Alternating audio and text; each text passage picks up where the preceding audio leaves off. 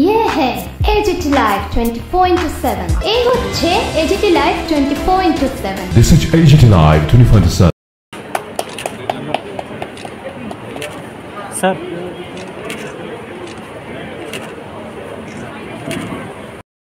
তারপর রাজ্যসভার আপনি সাংসদ হয়েছেন, এইবার কিন্তু লোকসভা নির্বাচনে আপনি প্রার্থী হয়েছেন এবং রেকর্ড ভোট পেয়েছেন, কি বলবেন?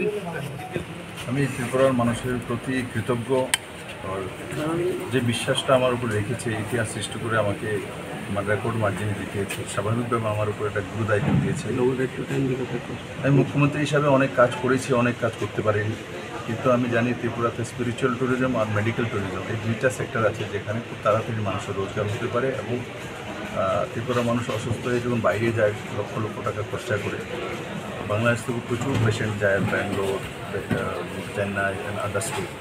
তো এখানে বড় একটা গ্রুপকে এনে একটা হসপিটাল তৈরি করা, যাতে 400-500 কোটি টাকা তার মধ্যে বিজনেস আছে।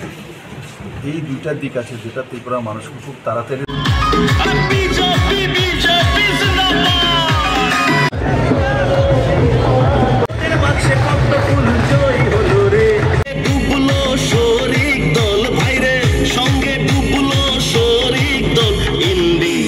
জোটে গেল কালী রামের ফাটলো ঢোল জনডোল, বুঝিয়ে দিল জবরদস্ত বিজেপি, কাঁপিয়ে দিল সব মহল।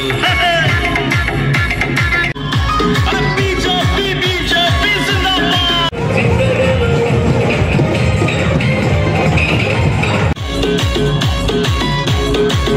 ওদের বাবুগিরির দিন ফুরালো,